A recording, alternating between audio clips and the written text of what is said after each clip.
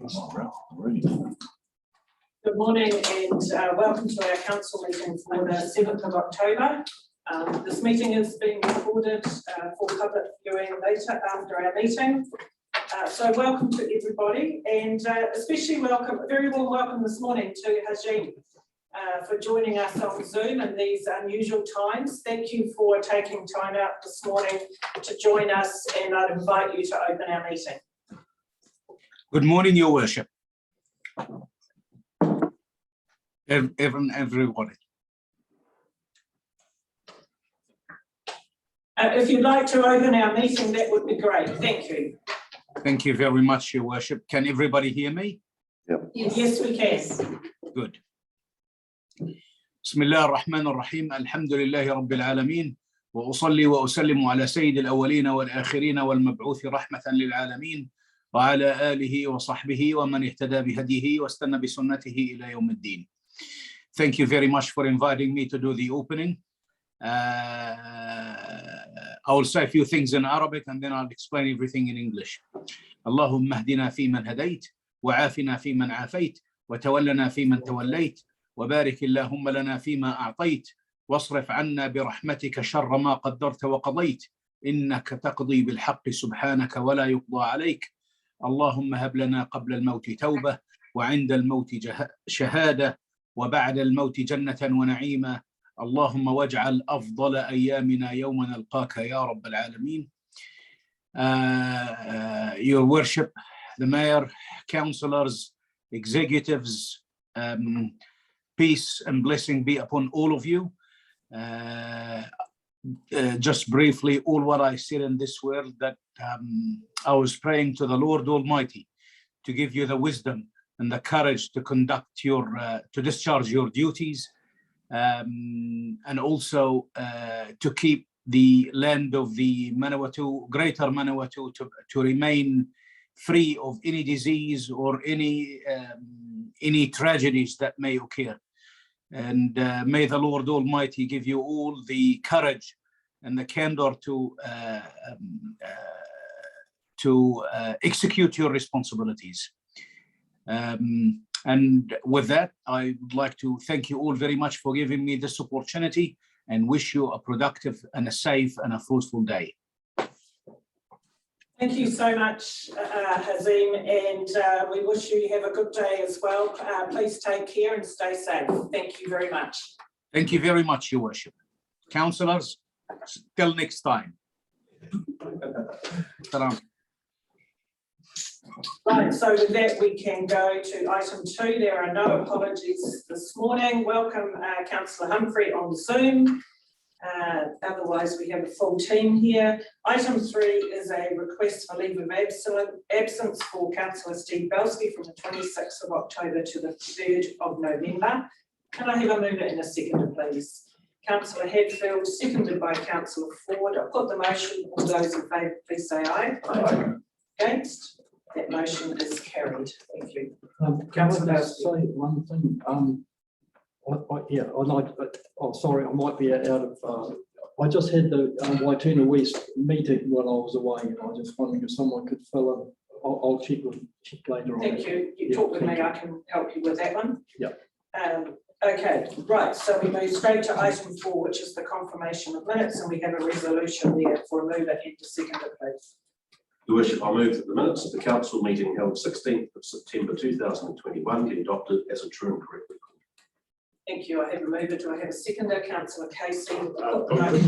Question there. Councillor Campbell. On our resolution regarding the 3 waters, I wasn't there clear at the time, and as I put the motion to exclude the words opt in, because I thought we were opting in by default and we really only had the option of opt out. I thought that was reasonably important.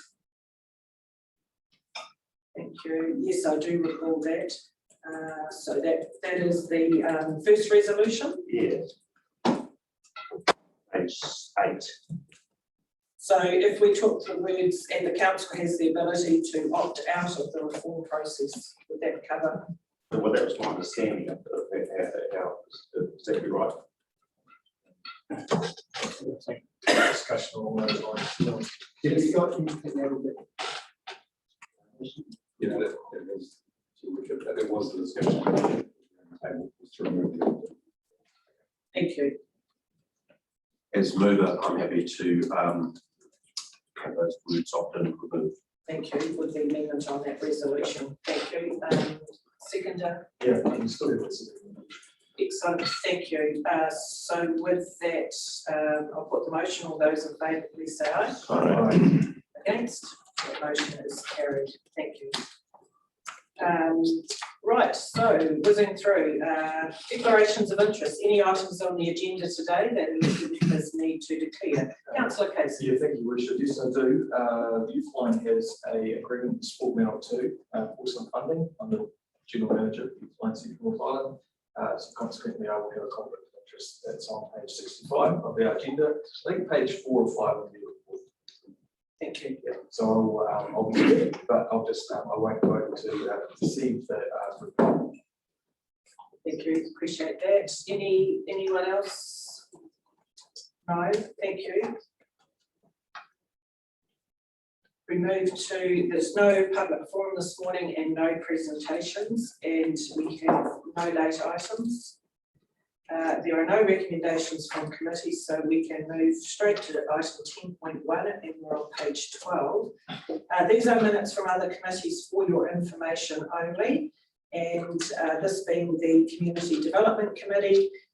Councillor G. Taylor, would you like to take us any highlights in there that you'd like to share? The highlight of this meeting for me, and possibly I hope, I think most of us who were present, was probably the receiving the results, well, sort of the partnership with Face Community survey results, and just the impact that they have on our community, and that our message from that was that we wanted people to see this and for the results to be available and information around our faith community easily accessed for people new to the district or people in the district who might be wanting to explore that side of things. So that was why I think we added in that final bullet point, didn't we, number 4 there, which was that council includes it on its website, a register of the faith organisations. So that was put at the meeting, additional to the motion, and the rest was just mainly receiving reports from funding that we had given out. And it was just noted that for such a small amount of funding, we have positively impacted a number of events and people in our district. So that was pretty much all. That was the gist of that meeting there, and community honours, of which That's pretty big. yeah, it's a big deal. Thank you. Thank you. Yes, it's always good to get those reports back. Just referring back to the faith community recommendations, is there any update, perhaps Michael Walker, is there any update on those? Perhaps we could check in on Janine, because she's on the way. Oh, okay. Welcome, Janine. Sorry, I didn't see your name up there in small print. Is there any update on the work, the recommendations for the faith community? Yeah, good morning, Your Worship and councillors. Yes, there is an update in regards to that work. Ben's currently holding interviews with a couple of our faith leaders to assist in putting together our featured page in, well, it's a double page in the Fielding Herald, and we're actually looking to have that in the Fielding Herald at the beginning of November.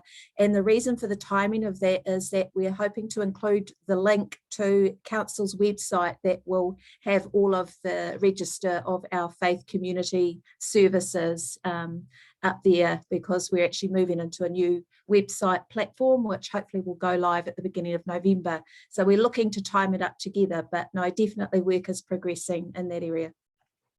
It's fantastic. Thank you. Any questions or comments? Councillor Shaw.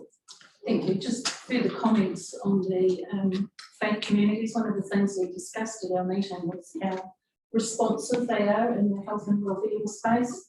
The faith communities, the various ones, know what's happening on the ground, and in most cases can assist individuals very quickly, unlike many other organisations. We can do so quietly and discreetly, and actually do a lot of work for our community behind the scenes in a completely voluntary capacity.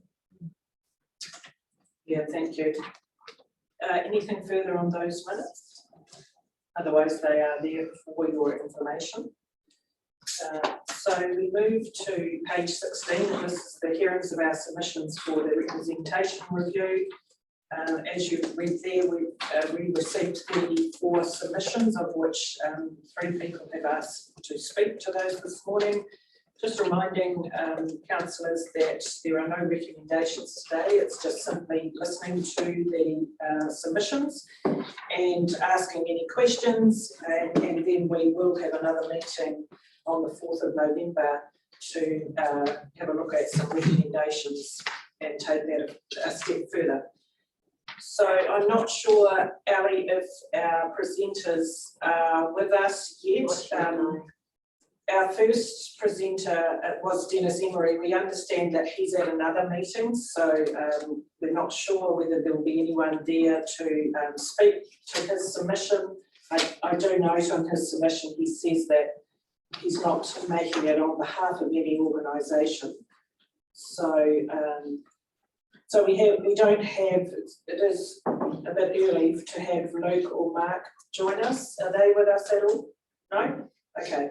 So let's move on and we'll come back to that one. Let's go to item 11.2. We're on page 22.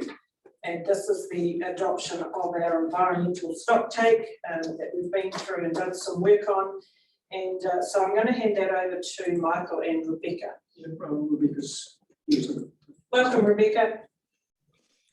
Thank you, Morena Koto. So Catherine Knight is planning to join us as well, but she was not expecting, she hasn't come in this early. We were expecting this to happen a little bit later, so you'll have to contend with me for any questions regarding the agenda item. So Rebecca, sorry to interrupt. Would you prefer for us to go to another item and then come back to you so that Catherine can join us? Yeah, Catherine. I think that would be a good idea, if that's possible, yeah. Yes, we certainly can. Thank you. Sorry to put you on the spot. Right, so we'll go to item 11.3. This is the resolution to set the rates again, and we're on page 27. And I'm going to hand this over to CE Shane and Amanda.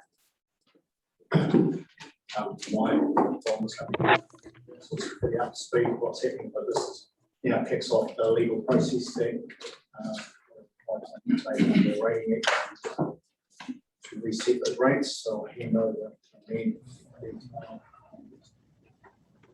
Want me to go over there or is here? We can give you a microphone. We'll give you a microphone. Well, go on together. Yeah. Questions go to Councillor Marsh. Okay, yes, Councillor Marsh. I'll handle all the figures, Amanda, you just give us the spiel. So yes, this is the resolution to start the process for the rates reset. As you're aware, we've taken it through a legal review. They've reviewed the resolution that's on the table. They've also reviewed and tidying up the notice that goes in the public newspaper. So it's quite a laid out process set in the Rating Act as to what we need to do. Probably a little archaic in that we actually have to put a public notice in a newspaper. Doesn't have to talk about any other form. So we're going through that process. That newspaper item will be around 4 pages. So it's a significant item because it actually outlines the whole rate section of the LTP. And you need to make it readable. We can't make it in tiny little letters. So it's 4 pages going in on Saturday to the and then after that, it's also going into the free newspaper. It'll also be on our website, and there'll be some Facebook posts around it. But we have to do the actual published newspaper. So that advertisement has been designed up by the graphics team. We're doing like 500 checks on it, and it's also gone through the lawyers to make sure it's right. So once that process is done, you then come back 14 days later to do the resolution to actually reset those rates. Then the process after that is that we will obviously reset the rates. We also calculate the direct debits and inform anybody that has direct debit what their new value is, and we send out the notices and that kind of thing with some more comms. Any questions? Thank you, Councillor Marsh. don't know whether it has a bearing on it, but we've just moved and seconded the minutes of the previous meeting, which actually had our instalments and penalty rates attached to that. Should we have done that? And will we look at those, given that the date by the time you set this new resolution will be the 28th of October and the invoices go out on the 15th of November? I'm just wondering whether there's an overlay there. Should we actually be looking at not applying a penalty for that second instalment? Just in good faith. So through you, Bishop, we did push those dates out because we knew this was happening. So the ratepayers will still get the same amount of days to pay their next instalment. That's why we pushed those dates out. That information is also going to be in the rates reset notice. It's not required to, but we're popping it in anyway. And it outlines that instalment one's penalty was not applied, and then the new dates for instalment two onwards. Okay. Any further questions or comments? Councillor Short. I appreciate it's a public notice, but I think most people will see it if it's going to be that size. And we're not actually asking for any public feedback, but I'm sure there will be some. Who do we direct the inquiries to? They'll come through the normal customer contact centre. The customer contacts team briefed and able to answer any rates questions. Any slightly curlier ones come through the rates team or myself, which is just BAU. I'd be surprised. We'll have some people possibly wanting to know why, but in general, all rates are going down, so I don't feel anyone complaining.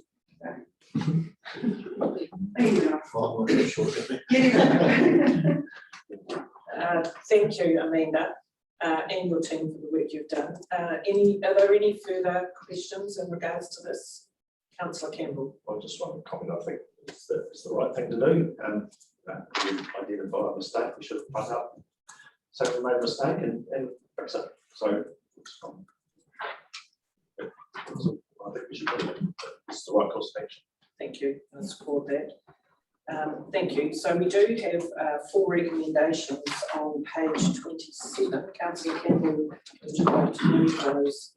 I believe that the council determined that it is desirable to reset the rates for the 2021-22 year using the process outlined by section 119 of the Local Government Rating Act 2002 to error in calculating the rates. The council notes that setting the rates again will not increase the amount of rates assessed to any rating unit. That the council give public notice of its intention to set the rate again.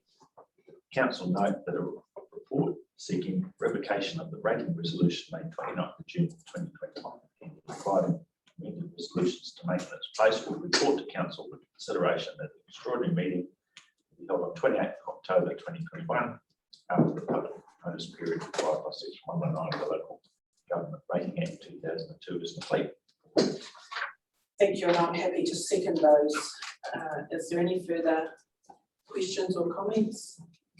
I'll put the motion. All those in favour, please say aye. Aye. Against? The motion is carried. Thank you. Thank you. Yes, again, Amanda, thank you to you and your team and the comms team for pulling this together.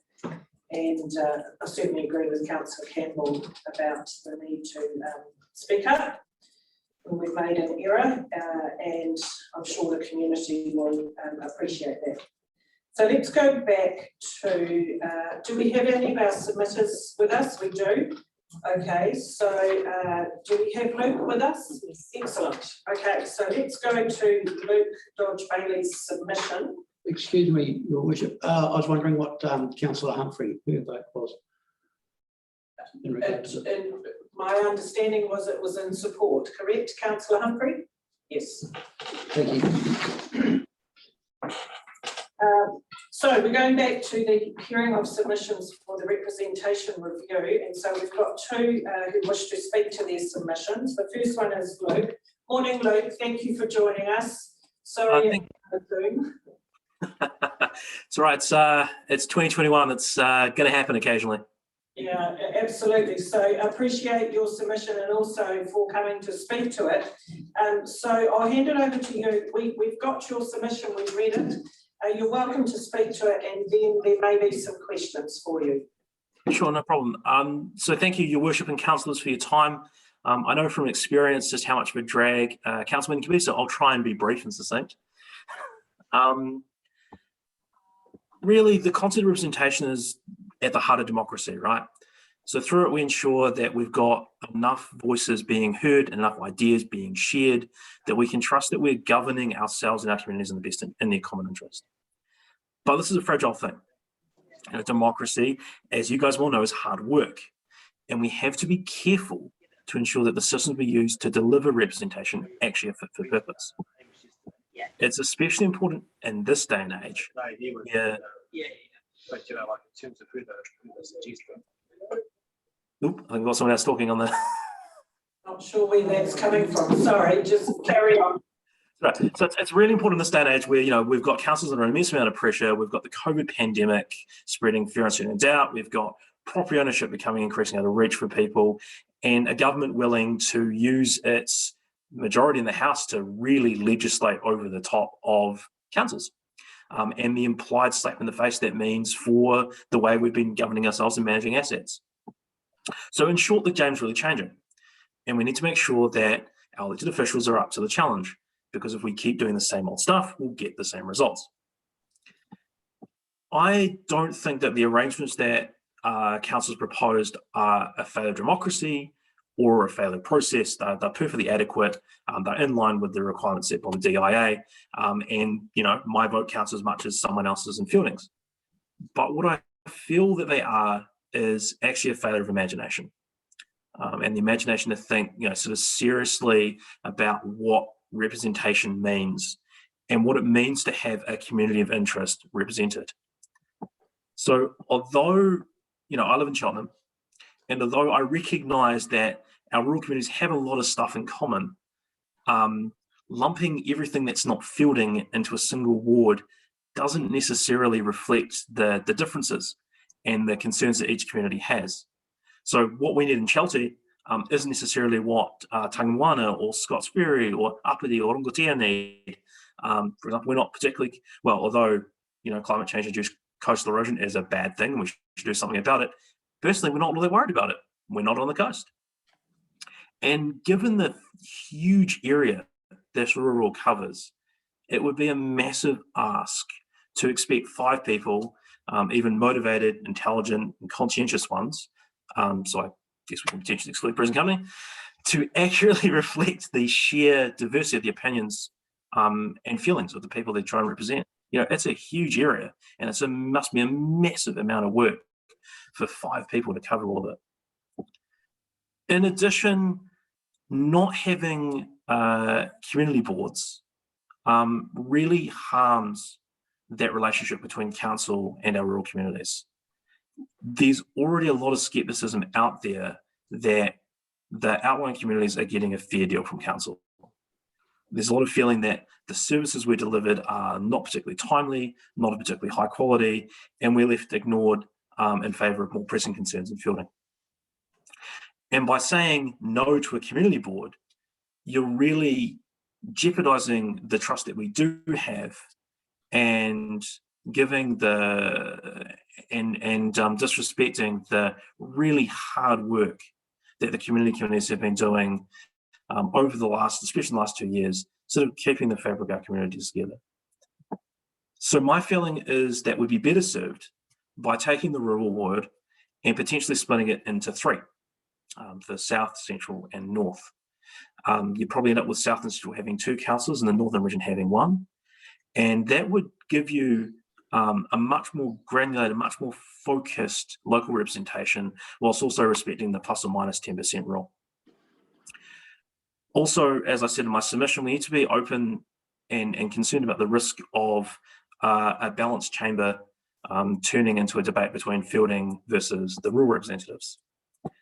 And I've signalled in my submission that I prefer to investigate at least having some councils elected at large to ensure that there's at least some voices around the table that are aimed at representing the entire district, not just a particular rural community or Fielding.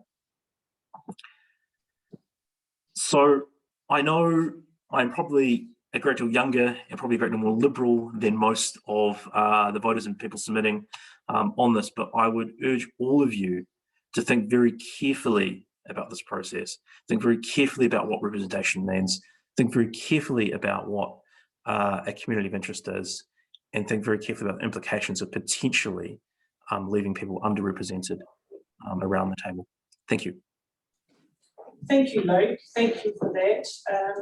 I'm not sure if you're aware of the constraints that councils have around the rules for setting wards. We have measures of population. Yes.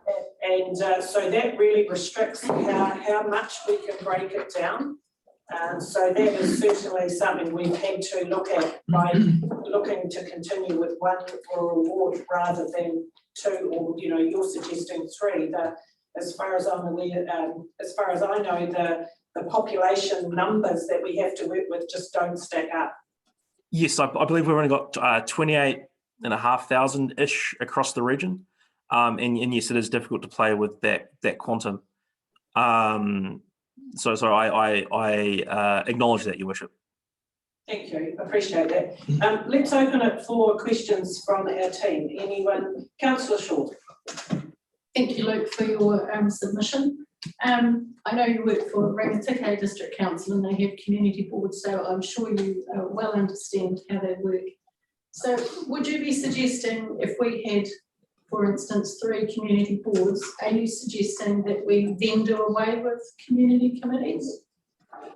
Well, I see that's an intriguing proposition, Councillor Short. I think, yes, potentially 3 regional community boards would also be an acceptable way of giving effect to those more local concerns whilst preserving our compliance with the DIA rules for wards, which are quite strict. I think even in that case, there would still be a need or a desire to maintain some form of community committee. I guess we've got this problem. We've got a fairly geographically large district with a bunch of very small communities who are incredibly passionate about their village. It's one of the things I've noticed since moving into Chelsea about a year and a half ago. So yes, I think there would still be a need for that. Thank you. Councillor Belsky. Yeah, I'm just on your comments at the end there where you say community committees do an enormous amount of heavy lifting and advocating for our communities and preserving our social fabric, yet they are constantly ignored, underfunded and unsupported by the council. Liaison councillors don't take their role seriously and requests for assistance go unactioned for long periods of time. Could you give us some evidence of that's been happening? Certainly, Councillor. We've had a lot of trouble in Chelsea with getting requests for updated signage when we put in the new toilets, and with having our booms mowed and our drains cleaned out. It's taken months to get any action on those things. Okay. And we've had basically the same service requests come up at every single community committee meeting for the last forever, really. Thank you. That's something we'll certainly note and look into for you. Is there any other questions or comments for Luke? No. Thank you for that. Today is about hearing from you with your submission. We are then going to have a look at all of the submissions and make some recommendations and decisions later on the 4th of November. So in the meantime, thank you for taking time to make a submission and to speak to it today. Thank you for your interest. Cool. Thank you very much, guys. Have a lovely day. Thank you. You too. Right, so we have our next submitter, Mark. Welcome, Mark. Thank you for joining us. Thank you for your submission and for joining us on Zoom today. We have read your submission, so you're very welcome to speak to it, and then there may be some questions. Thank you. Can you hear me all right? It's a bit quiet. I'll try and speak close to the microphone. Kia ora, Your Worship, Mayor Warboys, councillors, chief executive, management and staff, ko Makawazi tuku ingoa, ko Katarina Parlane McQuillan tuku whaia, ko Rawiri Wazi tuku mātua, no helka maho, ke Ararangi Tuku Kāinga Ina. I'm Mark Wasley, as you know. My mother is Katrina Parley McQuillan. My father is David Wasley. I'm from Halcombe and my home is now in Fielding. That's what I just said there. Thank you for having me on this morning. I want to start with thanking the council for their work during the COVID response and the hardworking staff and all the people behind the scenes as well for keeping the council and keeping the district running during that difficult time. And it's still a difficult time, but I know you're doing your best there. I've been incredibly fortunate to have grown up in the Manawatu District and have lived here for most of my 24 years. And thank you for the opportunity to provide my feedback and thoughts on your representation review. And as you said, you've read my submission, but I would like to elaborate on some of the points. I do agree that the council does have communities of interest, but would like to see some improvement with the grouping of the communities and with the number of councillors. And so have proposed an at-large ward to be established in addition to the proposed Fielding and rural wards. And do note that the Māori ward will be established after strong desire was conveyed from tangata whenua and the wider Manawatu community, and am immensely supportive of this action. Some members of the community perceive a rural-urban divide and may prefer to elect candidates from the whole district and perceive them to represent the district as a whole, even though this has always been the case. I strongly encourage the council to continue to engage tangata whenua and choose a more suitable name for the Māori ward. As Te Reo Māori is an ātahua, a beautiful language, naming the ward Māori ward would do it a disservice, I think. And from what I've talked to with other people around the community, they're with similar thoughts. Other councils have named their wards more descriptively, embracing the language, and I kindly request the Manawatu District Council keep the manawa, the heart, in our name and do the same. And so on the proposed number of councillors, the majority of submissions, albeit hardly any was received, to the council's informal online survey were in favour of not having any additional elected members. A couple of the submitters said that the council should decrease the number of elected members, and this is what I've also heard from people I've talked to. And so I was pleased to watch councillors Stuart Campbell, Shane Casey, Heather G. Taylor, Hilary Humphrey and Phil Marsh vote against increasing the number of councillors to 11 at the August 19 meeting, preferring 9 councillors. And I would prefer fewer councillors as well, but a point I am trying to make is that the council needs to retain an odd number of elected members so there can be a clear majority for decisions. While the council should always endeavour to make unanimous decisions representative of the whole community, I acknowledge that this isn't always possible. And so if it's highly likely that the council comprises of 9 councillors or 11 as proposed, plus the mayor would be tasked with making a casting vote several times during the triennium. And this could be a positive and a negative thing,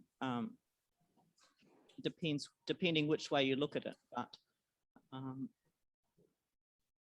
generally, I feel it's important to have a majority decision if a unanimous decision cannot be reached. Therefore, I'd like to see the number of councillors remain at 10, comprising of 3 from the Fielding ward, 3 from the rural ward, 3 elected at large, and 1 from the Māori ward. Most electors would be able to vote for up to 6 candidates, up from the current 5 under this recommendation, and very few members of the community want to see more councillors elected. And I've made a note there that decisions can be drawn out at times. So another person would just make those discussions take a bit longer. And an old proverb is probably fitting: too many cooks spoil the broth. On community boards, there seems to be a widely held view that the current community structure is functioning well. and this keeps rural residents informed with the activities of the council and the happenings in their communities. For more than 30 years, community committees have been run and organised by local residents passionate about the betterment of their village and environs, and on a voluntary basis. This is very cost effective for the council and has been and continues to be an effective and valuable structure. Like the rest of Aotearoa New Zealand, Manawatu District is indebted to its volunteers. And I can't stress that enough. If it weren't for our volunteers,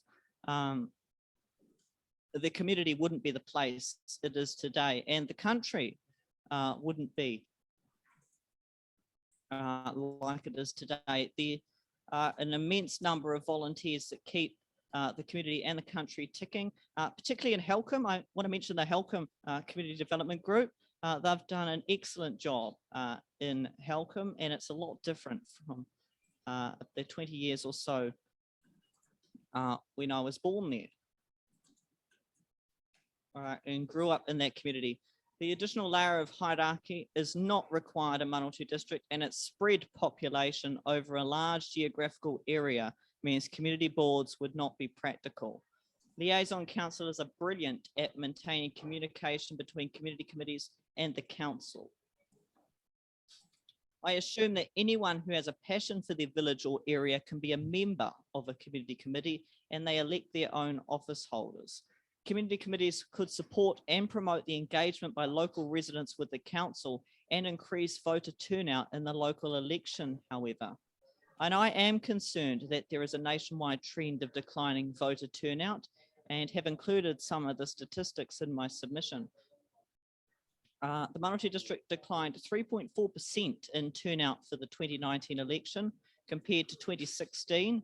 In comparison, neighbouring councils, Palmerston North City had 37.8% turnout, Rangitikei District had 46.8%, and Horowhenua District had 54.6% turnout, which was actually a 3.6% increase.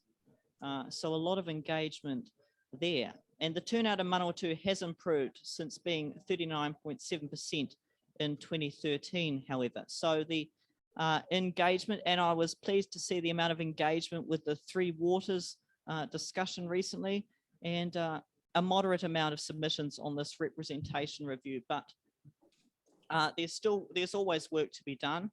So I encourage you to keep on working on that, and yeah, a real push next election to get people out and having their say, voting.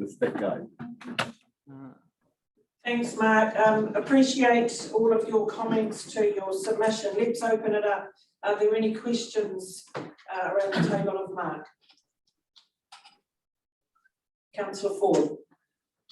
Mark, I'd just like to thank you very, very sincerely for the very thoughtful and submission that you've made. I think you've got, a number of us thinking. You put a lot of work into it, and really appreciate it. Thank you. That's quite all right. Thank you so much. Right. Is there any further questions? No. So yes, again, thank you, Mark, for taking time to join us and for your submission. We will be having a look at all of those submissions and making some decisions on the 4th of November. So in the meantime, thank you again. Oh, okay. That's wonderful. Thank you. Cheers. Thank you. Right, so that brings us to the end of our hearings for those submissions. So now we can go back to item 11.2. This is our environmental stocktake, and I see we have Rebecca and Catherine with us, so I'll hand that over to you. We're on page 22. Right, morning everyone. Again. So this morning we are presenting for adoption the environmental stocktake and some recommended actions. So if the recommended actions are adopted, they would form the basis of the corporate action plan, or what we've been referring to as phase 1 of the environmental strategy. Catherine Knight has joined us this morning. So morena Catherine, and she is the author of the stock take, and obviously very well known to all of you. So we have had this conversation several times now, so I will not go into any detail on the report. I will take it as read and receive any comments or questions, myself or Catherine. Thank you. Thanks very much. Welcome, Catherine. Is there anything, Catherine, you'd like to add? Not really, except that very happy to take any questions on the recommendations. I have a question. So there are a number of actions set out in recommendation 2. Timeframe. There's no mention of a timeframe there. Is that because, you know, budget resourcing needs, etc., or what's your thinking around that? So the timeframes for the recommendations are set out when they are discussed in a bit more detail, which is down at section 3, discussion options considered. So each has a indicative timeframe there. Thank you. Any further questions or comments of Rebecca or Catherine? Councillor Hadfield. Your Worship, my question is actually, are we going to take these recommendations or as a group? Because I personally would like to take them individually, because some here that I clearly won't support. Thank you. We can certainly do that if that is the wish. Can I just, sorry, that the sound quality wasn't great there, so I missed what Councillor Hadfield said. Is it possible to? Councillor Hadfield is asking that we take the recommendations one at a time. Oh. And happy to do that. Councillor Belsky, did you? No, sorry. No. Oh, sorry, was it Councillor Campbell? Just a question regarding the end outcomes. There's a mention there about spending 23,000 annually on monitoring emissions, but the question is really why we need to do that and what the outcome of doing that will be. So I can take that question if you would like. So at 3.2, you will see that even on the basis of the initial inventory, the recommendation is to develop an emissions reduction plan. So that would be based on the data we obtain from the initial inventory. But as we monitor annually, this information will be renewed and updated. So we would also expect our plan around reductions and mitigations to be renewed and updated based on that information. So it's an ongoing action plan, basically. It's a cost of your license for the software. Yeah. Well, further question there, Catherine, am I correct in, or you know a bit more about this than me, but are all businesses across New Zealand likely to have to incur the same regulation or requirements to monitor emissions in the very near future? Or are councils different to the rest of the economy? I think it is highly likely that, the short answer is, at the moment, even councils aren't, there is no statutory requirement to do this, except that we are already required, as we already know, under the climate emissions legislation, to report on what we are doing to mitigate emissions as a council. So we've already had to report on that once, that was last year. And we're also coming under increased scrutiny, as we know. Audit New Zealand last year was asking a swathe of questions about what we're doing in this space. And I think initially we're going to be given a bit of wiggle room, because this is, you know, at the beginning of the journey, so to speak. But as time goes on and we keep on saying organisationally that well, we can't really answer those questions because we're not measuring anything, I think it will become increasingly difficult to just carry on taking that response. So going back to your question, at the moment there is no across the board requirement to measure emissions or take action on them, but I would be very surprised if that doesn't change quite quickly. The Climate Change Commission recommendations to government, now the first budgets based on that are due, I think, in March of next year. There's been a slight delay. So coming out of that, I think we'll see quite a large swathe of new requirements, both for central government, all of government sector, and indeed the private sector. Thank you. Councillor Humphrey. Thank you.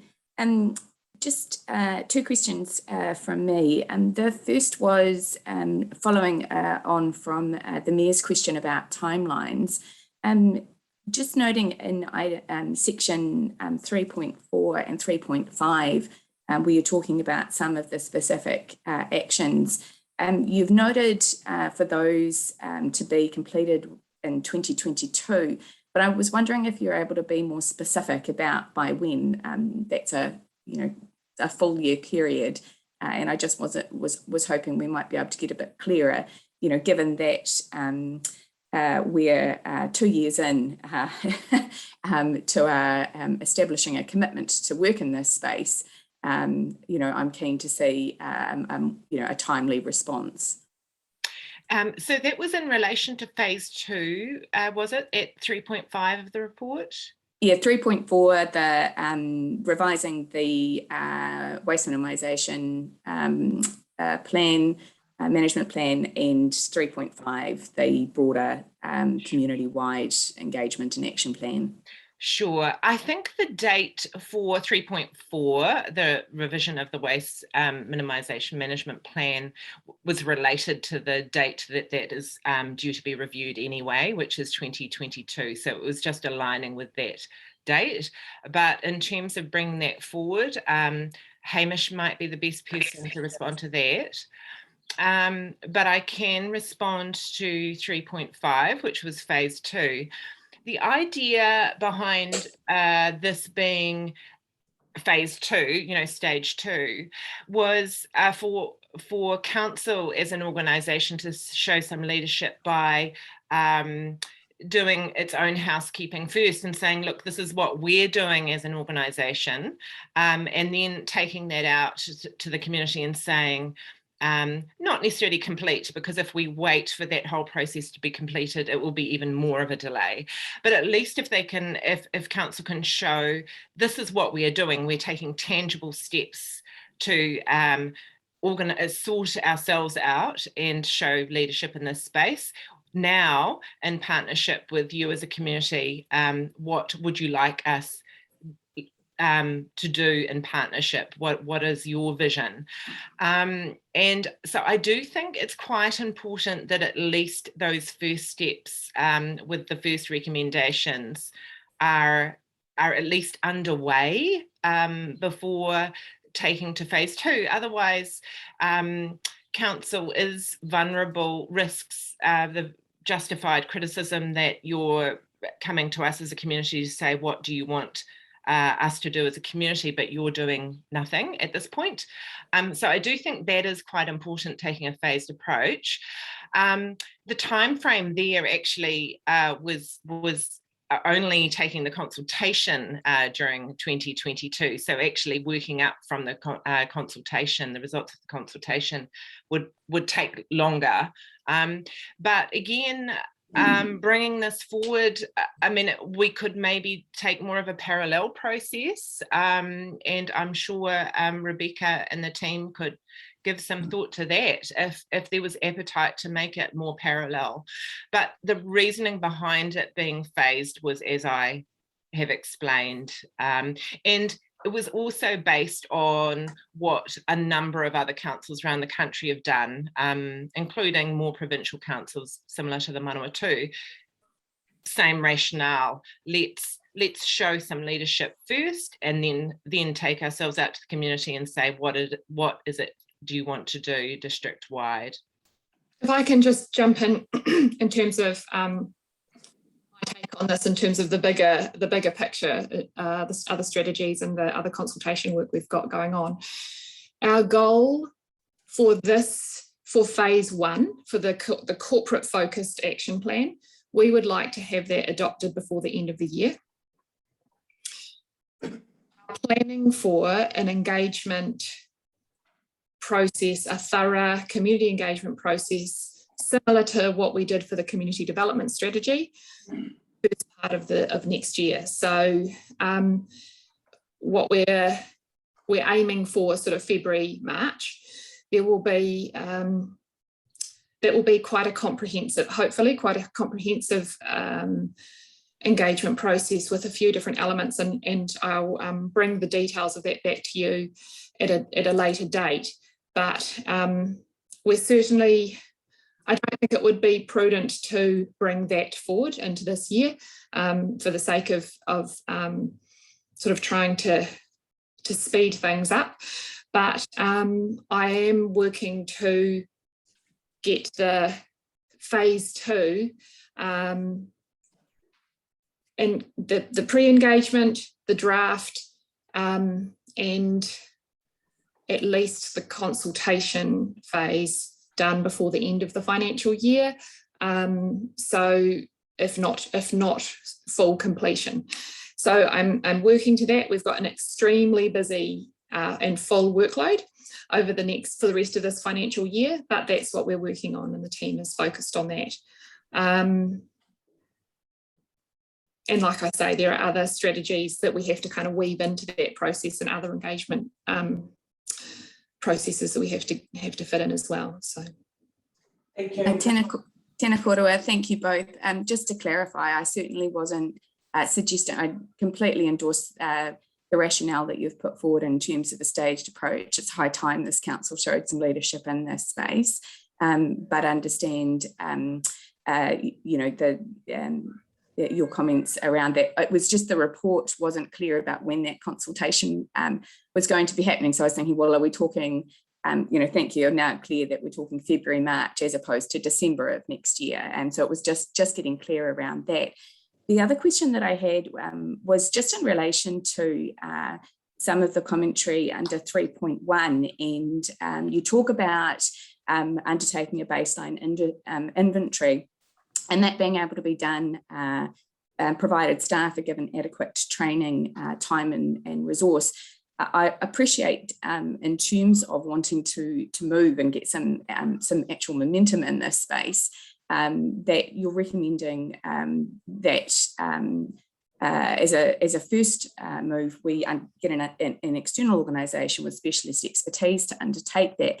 I guess my question is around the opportunities and the effectiveness and efficiency on a longer term. Councillor Campbell's just asked a question about, you know, the need for ongoing monitoring and measuring. So once we have a baseline, we're actually able to measure whether we're making any progress. And so my question is, will staff training be a part of that initial process, or is the intention to build capability within the organisation over the longer term? I can have a first go, and I'm sure Rebecca can supplement my response to that. Yeah, a very, very good question, and it's certainly not unprecedented that councils actually undertake this measurement themselves without support of an outside external specialist agency.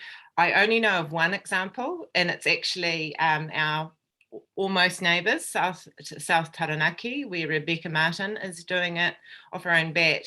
I have complete admiration for her because I don't think it's an easy task.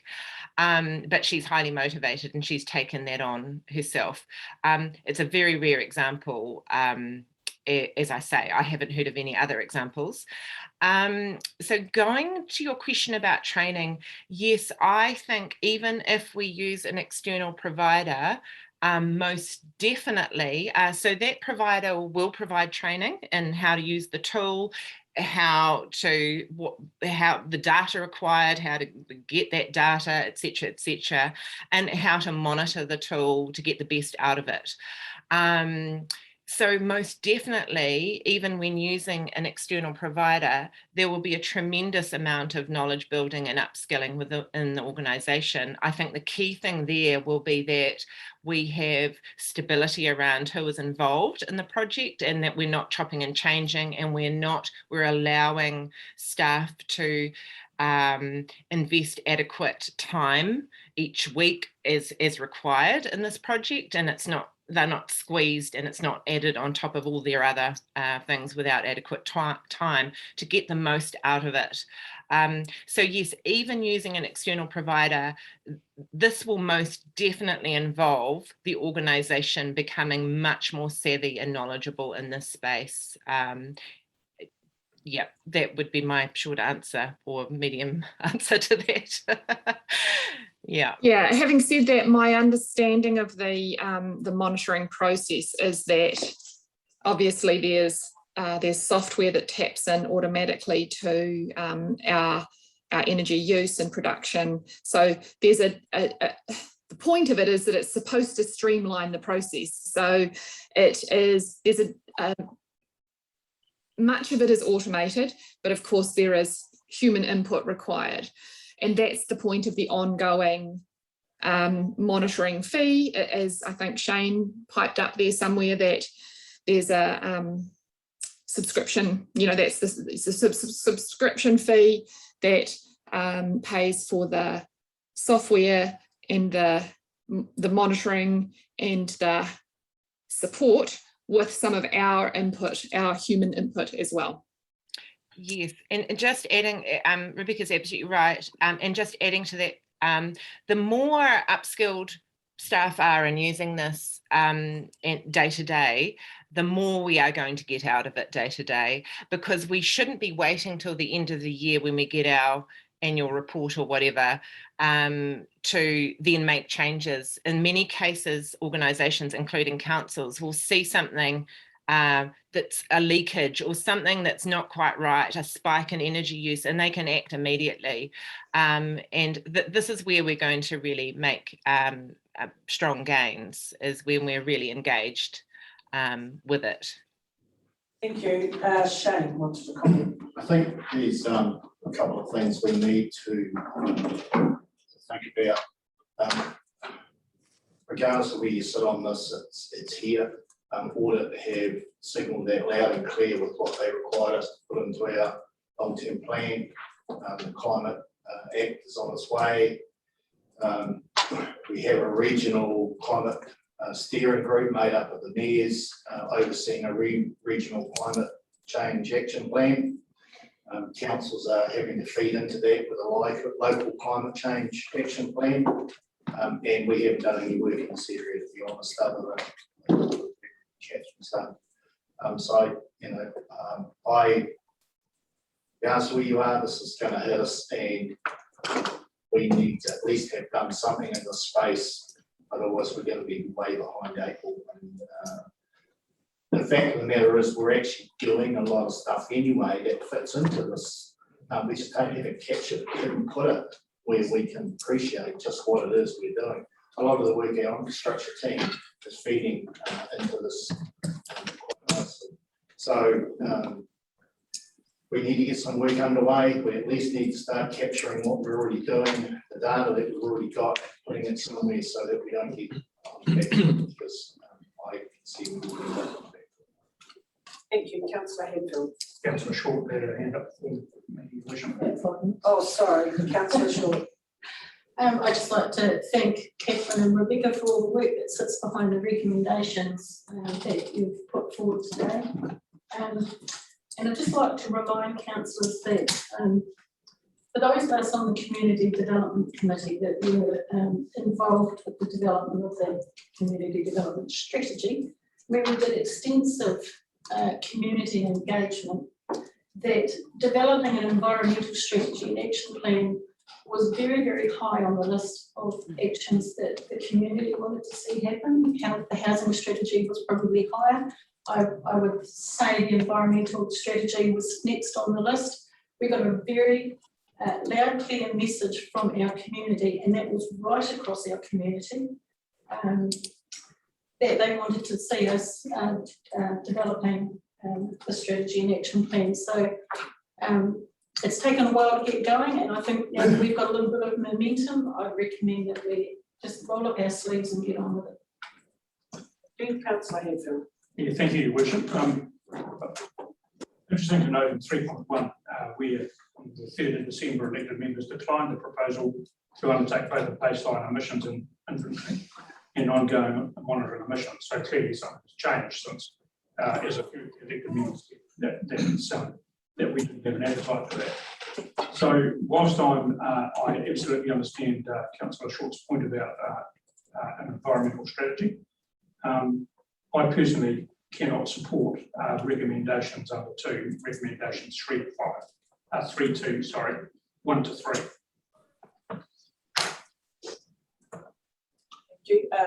Would you like to explain a bit more about why? Well, look, I think at the end of the day, we've already had a discussion around the 23 grand that it was going to cost us ongoing monitoring and reporting of emissions. My view is that if the government wants us to do this sort of stuff, they should do more pay us to do it. And it's just, again, we have the ability to make significant progress in terms of what I call the important things is around waste minimisation in some of those areas. And I mean, my views are widely known. I'm not quite sure that I achieve anything by repeating this all the time, to be honest. But I do support an environmental strategy. I just think this concentration on spending a whole lot of money on emissions isn't a priority for me at this point. Thank you. Councillor Campbell. Yeah, just for council information and going back to my question about the council versus the rest of the economy, all farms over 80 hectares or a dairy farm with milk supply or cattle feedlot by December 2022 will need to know their farm's annual methane and nitrous oxide emissions, greenhouse gas numbers. And by January 2025, all farms will need to have a written plan in place for measuring and managing those emissions. So, that's another sector of councils. Everybody's going to be clobbered with this and have to do these things. So it's a small regulation across the whole economy, but we're going to do something too. Thank you, Councillor Humphrey. Thank you. Look, I think the important thing, respecting the diversity of views and opinions around the table. 2 years ago, this council chose not to declare a climate change emergency, but we did acknowledge that this was a critical and hugely important issue.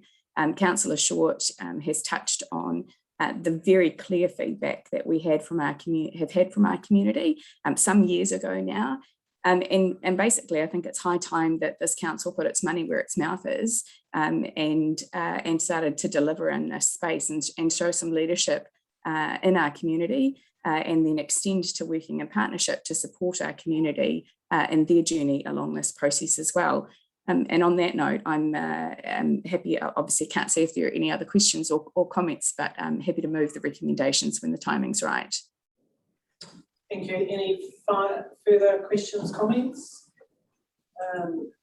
Thank you. So we will look to those recommendations. Can I suggest, please, that we take in recommendation 2, each of those points, we'll take those separately, please. So Councillor Humphrey, if you would like to move those. I move that the council adopt the Manawatu District Council environmental stocktake. And sorry, I should have noted earlier, I did also, along with Councillor Short, want to congratulate Rebecca and Catherine for the outstanding work and your patience, as it's taken a while for some of my colleagues to come on board in this space. I'd also like to move that the Council adopt the following recommendations for action based on the Manawatu District Council environmental stocktake. Firstly, completing a greenhouse gas emissions profile or a baseline inventory of emissions covering all council operations. Did you wish me to pause there? Yes, if we could pause there. So we have a mover seconded by Councillor Short. So I'll put those two recommendations, recommendation 1, recommendation 2 and 2.1. Can we separate those, Your Worship? Recommendation 1 should be taken separately. Thank you. Yes, actually, yes, you're right, absolutely. So let's go back a step. Sorry, Councillor Humphrey. Let's take recommendation 1 as the Council adopts the environmental stocktake. Have a mover and a seconder. Councillor Short, you are. Yes. Thank you. I'll put the motion. All those in favour, please say aye. Aye. Against? Do you want your vote recorded, Councillor Quarry? Yes, please. Thank you. And Councillor Belsky. Okay, just look into all the 1 to 5s of this. Thank you. So let's move to recommendation 2.1. That has been moved and Councillor Short was happy to second it. Any further comment, questions? I'll put the motion. All those in favour, please say aye. Aye. Against? No. Do you wish your votes to be recorded? So Councillor Hadfield, Belsky and Quarry against. The motion is carried. Recorded, thanks. Thank you. Councillor Humphrey. Happy to move that based on the baseline emissions profile set out in recommendation 2.1, that we establish an action plan to address identified areas for emissions reduction. Thank you. A seconder for that, Councillor Short. Thank you. I'll put the motion. All those in favour, please say aye. Aye. Against? No. Thank you. And those votes recorded, Councillor Hadfield, Belsky and Quarry. The motion is carried. Back to you, Councillor Humphrey. Move based on recommendation 2 that we undertake continuous monitoring of and reporting on emissions. Thank you. Councillor Short, seconded. Put the motion. All those in favour, please say aye. Aye. Against? No. Thank you. Hadfield, Belsky and Quarry against. The motion is carried. Number 4. Move that we set tangible, as in measurable, waste diversion targets and establish pathways to achieve them.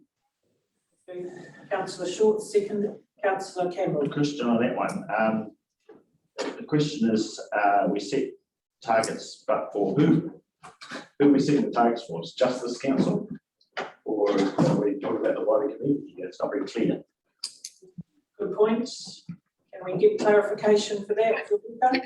I think the idea there was that it was for councils. So one of the reasons behind the new waste recovery centre was diversion from landfill.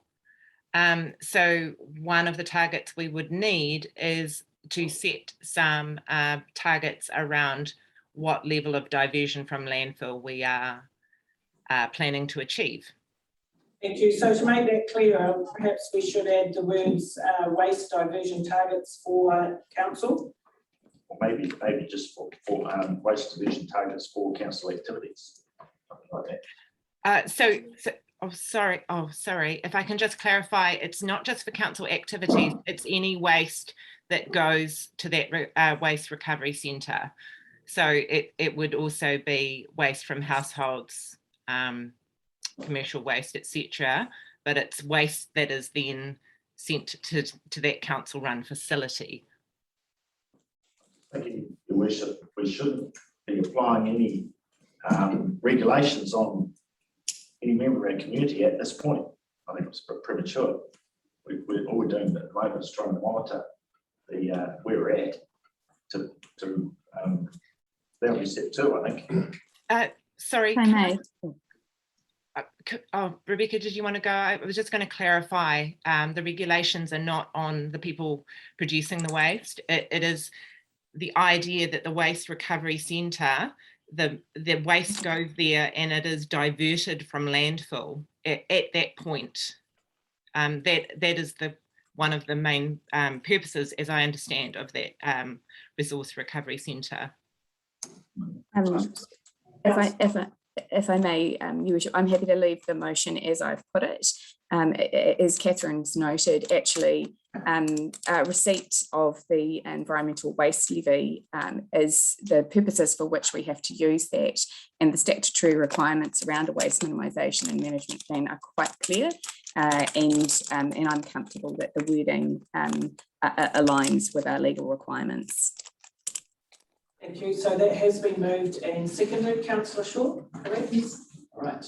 I'll put the motion on recommendation 2.4. All those in favour, please say aye. Aye. Against? We have Campbell, Belsky and Humphrey. Against? The motion is carried. Councillor Humphrey, last one.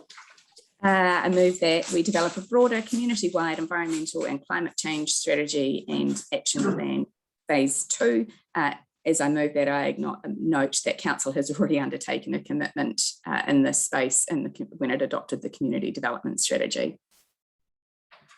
Thank you. Seconded by Councillor Shaw. Any further comments? Put the motion. All those in favour, please say aye. Aye. Against? Hadfield, Belsky and Quarry. Against? The motion is carried. Thank you. Thank you, Rebecca and Catherine, for all of the work in that space, and look forward to getting this underway and the actions that we will need to take. So appreciate your time on that. Thank you very much. Got it. Thank you. Right, so we can move now to item 11.4 and we're on page 32. This is the Blooma request for the month of September. Carol, would you like to take us through those?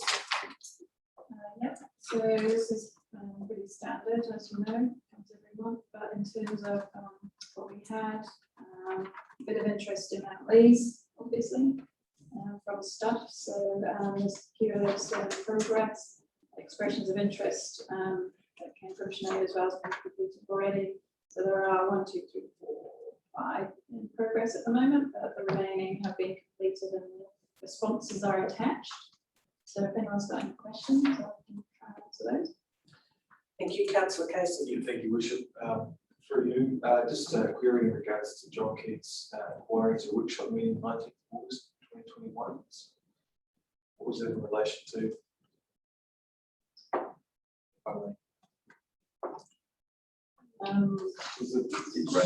Right. So you might go help us. The query is John Keith's Blooma request. The topic was what? Rates. Rates. Is there anything that we can cover from that? No, not yet. Yes. Thank you. Any further questions or comments on any of those items? Otherwise, we can go back to the recommendation on page 32. May I remove and seconder, please? Councillor Casey. The report detailing request for information received under the Local Government Information Act, People's Act 1981, but 2021 be received. Thank you. Seconded by Councillor Marsh. No further questions. I'll put the motion. All those in favour, please say aye. Aye. Against? The motion is carried. Thank you. Okay, right. So just looking where we go now, we're not expecting our two reports till 10:30. No later items. Later.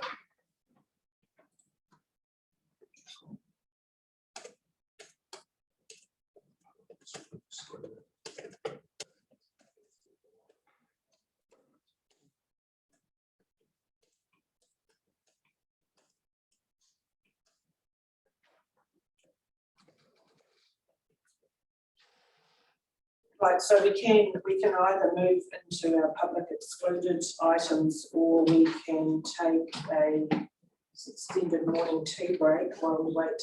Ali? We do have the complication of the Zoom link to go to public excluded. I need to end the Zoom. Yeah. So extended break would be easier. It sounds like that might be the case. Okay, thank you. So we are running ahead of time. So let's do that. Let's adjourn for a morning tea break, and Zoom, our Civic Centre Trust and Sport Manawatu will be joining us sharp at 10:30. Thank you.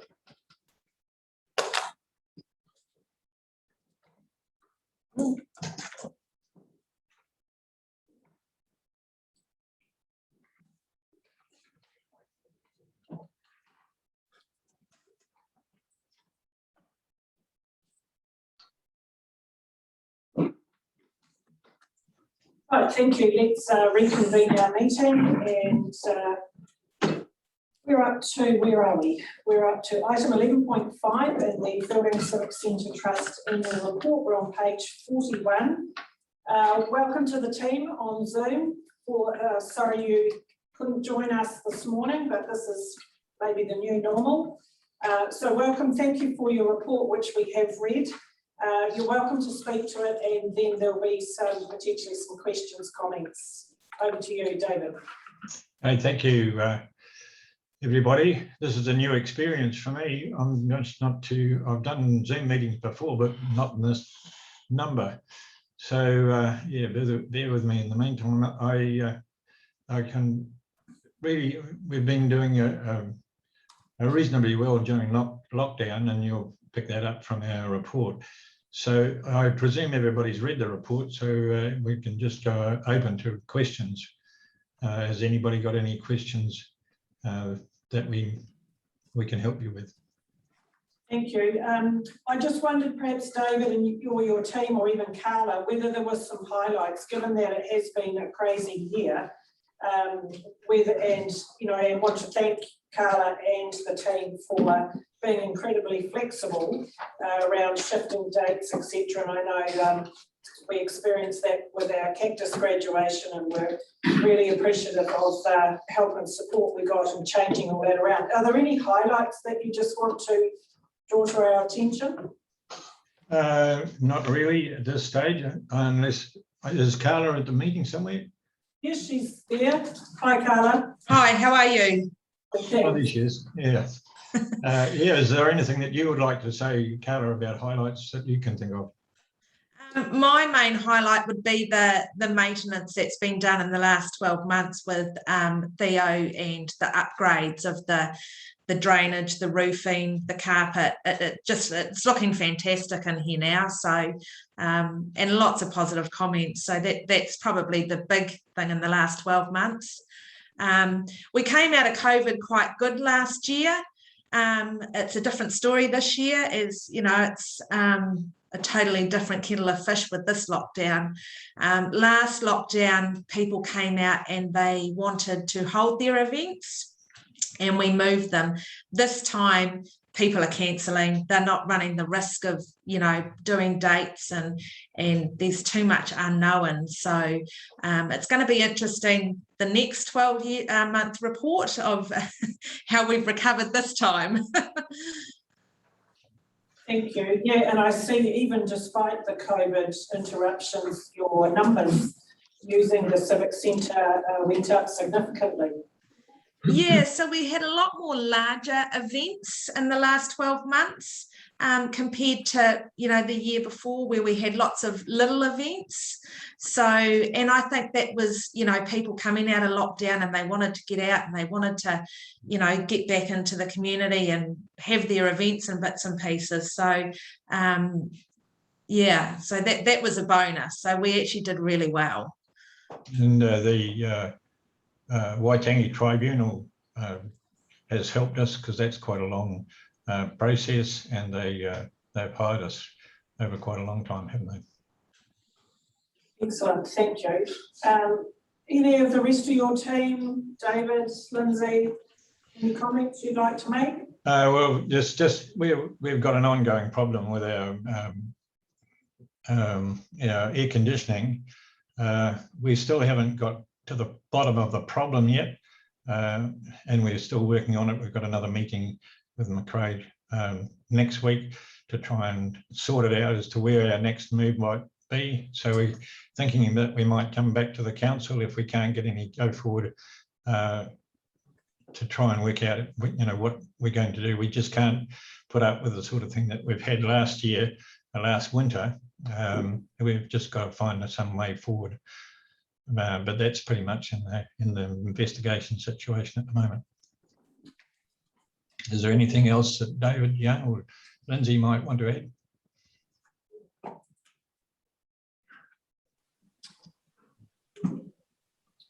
David, you're on.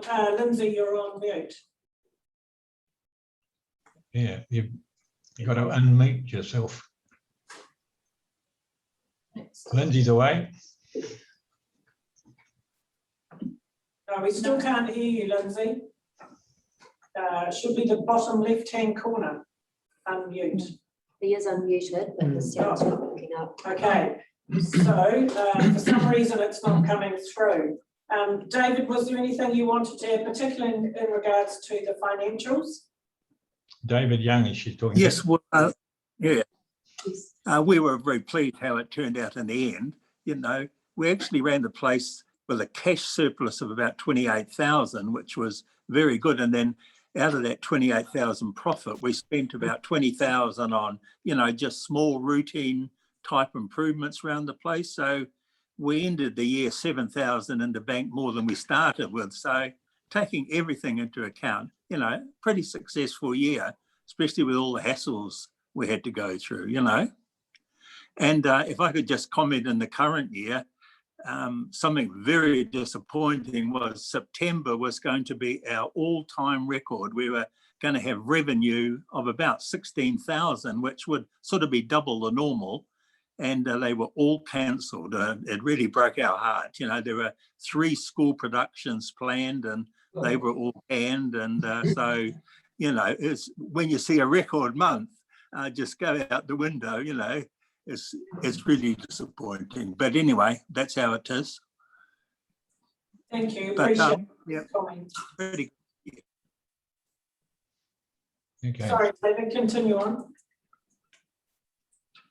No, I'm happy. We're doing very well, and we appreciated very much the council reviewing our operating grant and increasing it. That's just eased the pressure a bit and made things a little more certain. So thank you all for that. Thank you. We'll open it up for questions. Councillor Casey. Yeah, thank you, Worship. Look, to the trust, I just wanted to congratulate you on the performance. I acknowledge that the accounts aren't, audited, but just the work that's gone on to what has been a very difficult year as well. So I just wanted to pass on my humble congratulations to you all. Thank you. Thank you very much. Thank you. Any other questions or comments? Councillor Quarry. Thank you, Your Worship. Yes, we had a few comments in regard to the condition of the building from Carla, and it was pleasing to hear. Has anyone else got any comments in regard to the standard and condition of the building? No, we're pretty much finished our maintenance program, and so the building's in a pretty good space at the moment. It's just that air conditioning part of the deal is just the worry that we have in the future, but we're working through that. Can I comment? Yes. On that one? So we have got Theo actually coming in this morning because we've got another leak on the Stafford side of the building on the flat roof. And we're thinking that it's probably going to be the same or similar situation we've had on the Rangi side, on the Stafford side. So they're looking at that today because it's raining and they can see where the water's going. So that is something that's going, looking at, because, we've done one side of the building, now it's probably the other side of the building. The one disappointing thing with the maintenance that we had was that Unfortunately, council paid the final account before all the work was completed. And we're still nearly 12 months on, still trying to get the contractors back in to finish what was not finished or what has is not worked pretty much. So that was a wee bit disappointing when I did say to them, please hold back some money until the work is completed. But hey, hopefully we'll get there. Is there any guarantee or anything that came with that work?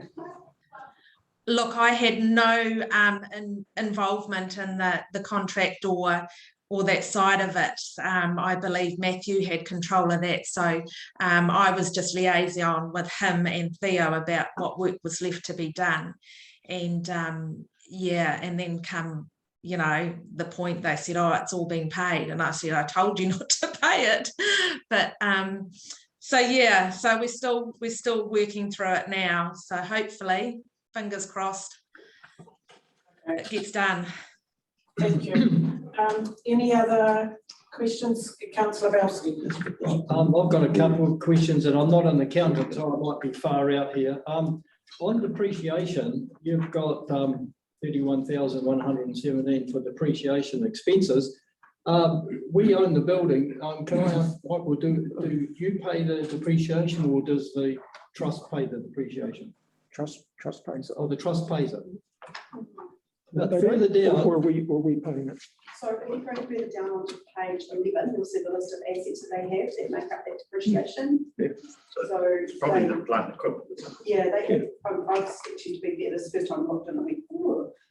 So it looks to be the things that they have paid for, they pay the depreciation on, and we are actually paying depreciation and rating for the actual building. Yes. oh, yeah. So it's on page 11. Yeah. So it's both. Okay. Another question was, you've actually got some government wage subsidies in the last season. You know, when we went to lockdown 4, are you applying for any more wage subsidies for this year? Yeah, so we've applied for all 4 wage subsidies, which have all been approved. This is probably the last wage subsidy we will be able to apply for, because next week we're pretty much open back up as full as of the new rules that came through yesterday.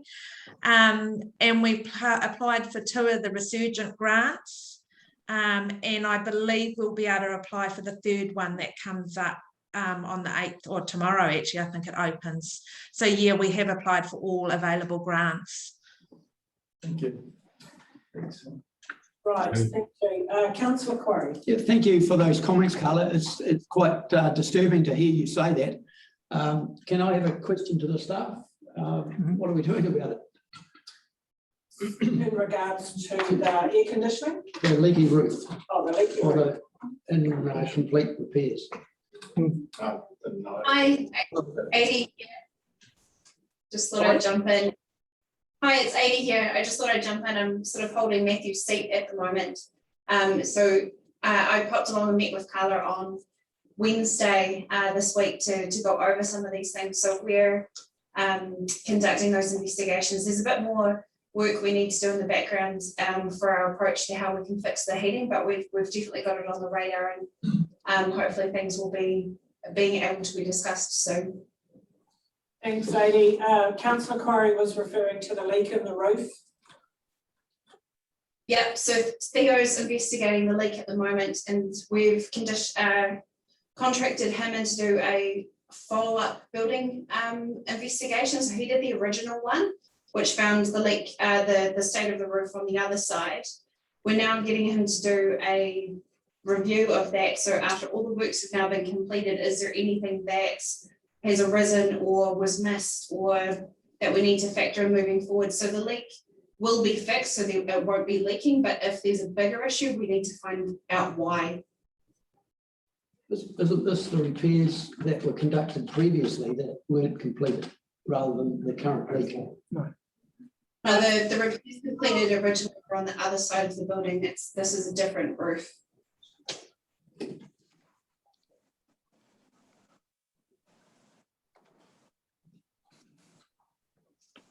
Thank you. So does that answer your question, Councillor Quarry? No, not entirely. The initial repairs, it sounds like they weren't completed correctly.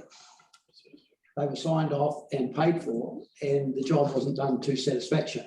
So it's those repairs that need to be addressed as well as the current leak that to me has just been observed or found. So can I step in? I might be able to help you. So the repairs that weren't completed, I've been in contact with them since October last year, and they've come in and they've tried to fix a couple of them. Some of them have been completed, but it's just getting them back to do it.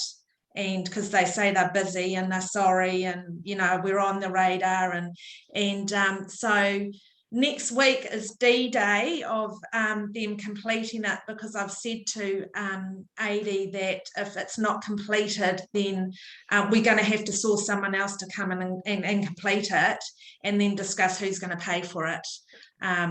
Because it's to do with the curtains in the concert chamber not being able to be closed and opened properly because of the way the windows have been installed, and also a lot of some of the painting that has been done has not been done correctly, and it actually looks like a second-hand job, to be honest. So that stuff's in progress, but on the other side of it is the other leak, which is a separate maintenance issue altogether. But yeah, does that answer your question? Well, yes, it does to a degree. The point I want to make is that, you know, there are repairs that have been done that have been paid for that aren't up to standard, and we've got to make sure that that's corrected. Correct. So that's the area I'm looking at. Yeah. And that's when I contacted them and Matthew and said, please do not pay the final account. This was back in October. And I provided them with a list of stuff that needed to be completed. And I actually did a walkthrough with Theo and BB Construction on the list of stuff. And then they just got busy, they told me, and I've thrown my toys out of the cot a couple of times. But then I was informed in December that the account had already been finalised and paid. So, I mean, I was disappointed from my end that I've been trying to get it done, but you know what, the bill's been paid now, so of course they're too busy to come back. Okay, thank you. So we've noted that, and it will get followed through at our end as well. Yep. Thank you, through Michael. Councillor G. Taylor. Look, I just think that you guys have done a really good job considering the challenging times, and I think it is a very pleasing set of accounts. And I know they're not quite final, but I mean, I can't see a huge amount of change coming in, and I'm happy to move to that recommendation if we're at that time. Thank you. There's no further questions or comments. Councillor Humphrey has a question. Oh, sorry. Councillor Humphrey, up there on the screen. Thank you. Look, mine is just a question of clarification in relation to the financial statements, and it may be something that our team can answer. It's just noting that in the opening commentary, there's reference, you know, to the repair works and the investment that council has made. But they're not reflected in the financial accounts. And so just clarifying, I think, Carla, you may have answered the question for me already, but I'm just trying to clarify, the council has obviously paid for that work directly, and that's just clarifying that that's standard practice in the appropriate accounting treatment. I guess what I'm looking at is it becomes slightly difficult as an elected member to get a comprehensive understanding of the financial state of the asset as a whole, when that investment's, you know, not reflected in these particular, you know, this is more sort of operating. So I just wanted to understand the accounting treatment and methodology and rationale behind that, please.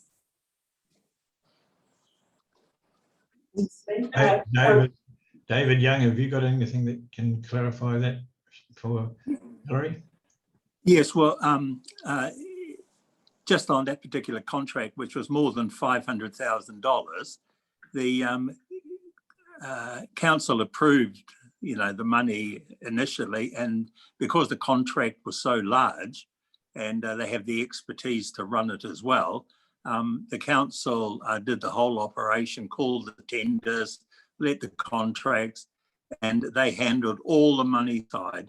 So all expenses appear in the council books, not ours. And that's been pretty standard practice over the life of the trust. Anything really big and major, the council show it through their accounts. And, it's a bit beyond us to run it and pay it. We just don't have those sort of resources if anything went belly up, So, I think it's quite standard practice for something as major as that. I mean, we only rent the building after all, so, and just run the business side of it.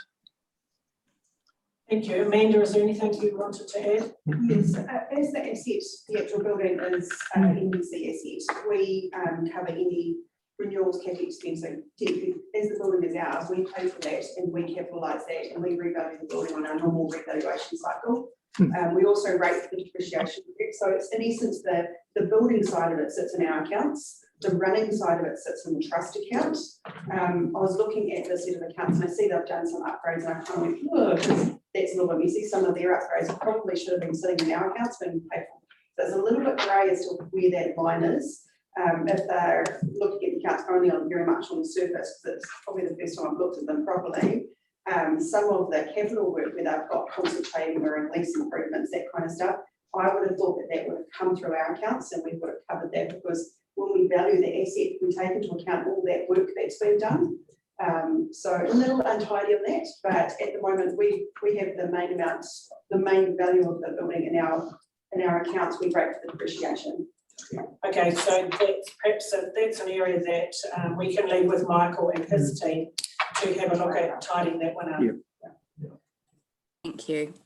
Excellent. So you were also, who was looking? Oh, Councillor G. Taylor, you were looking to put the resolution. If we're ready for that, I'd just like to make the recommendation that the council receive the Building Civic Centre Trust annual report to 30 June 2021.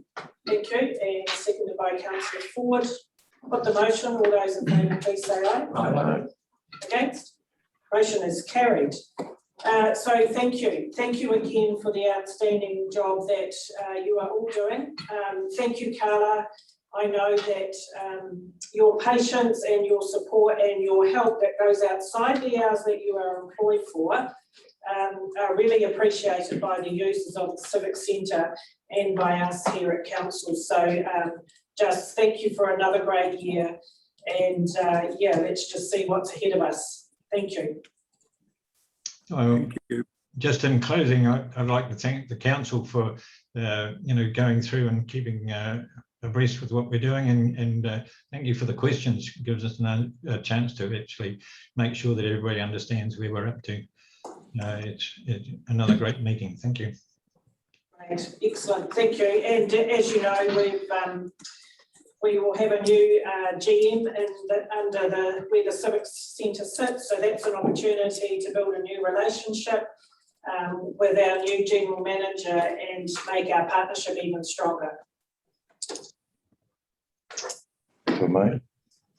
Just before everybody goes, I know that it's non-material in here, but point F and G in your report, October, if you could just change that, there's no B. And in G, can you just correct the figure that's there in the top line? You've only got one comma in it, just as far as public documentation is concerned. Yeah, I've updated that, Phil. Oh, that's in the history page. Yeah, just a couple of grammar errors there. Thank you. So we won't hold you up any longer. Thank you again, and we'll talk to you again soon. Very good. Thank you very much. Yes. Bye. Okay, right, so we can move to 11.6, and this is Sport Manawatu's annual report. We're on page 57. Brad's there. Hi, Brad. Hello, Mayor Helen, councillors, morena. So are you expecting any more of your team, or are you? I hope so. Yep, Chip is in the corner. I don't know if where he is in relation to your screen. Yep.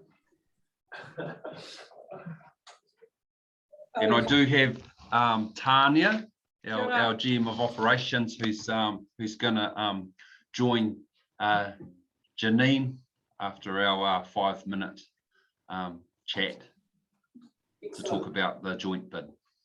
Okay, excellent, thank you. So are you okay to proceed with your presentation? We've got your report. Please take that as read. Fantastic. You're welcome to highlight anything and then allow some time for questions.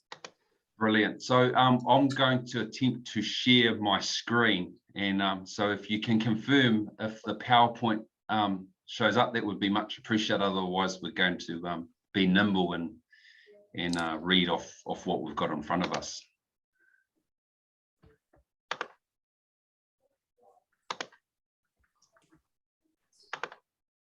Yes, we've got you. So that gone straight to the PowerPoint presentation?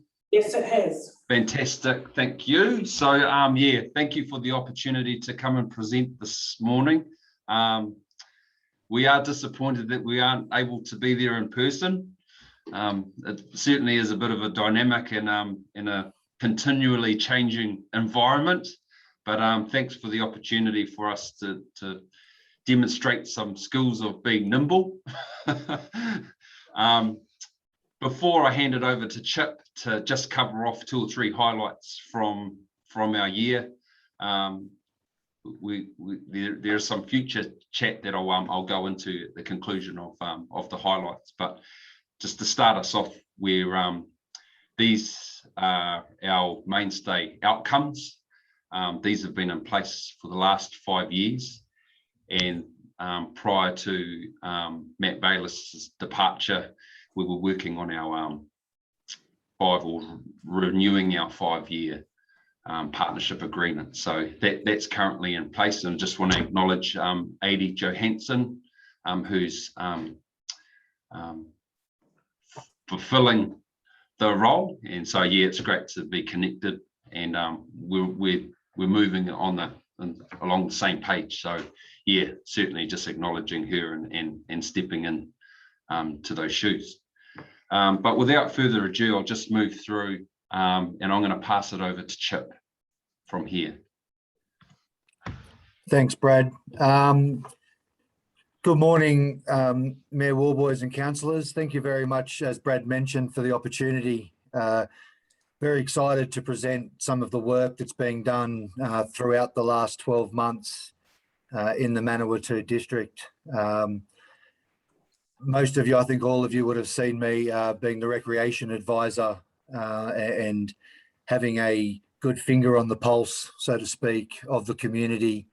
And we've been able to achieve some great work over the last 12 months. So very excited to present this, so thank you very much. I might just start off by apologising for the COVID facial hair. Sometimes it works well, sometimes it doesn't. So I apologise for that. Won't tell you what the wife says. We'll leave that alone. So as we can see on the first one, it has quite a good breakdown of our Te Manawa funds that we were able to distribute throughout the last 12 months. Nearly $250,000 throughout the Manawatu District.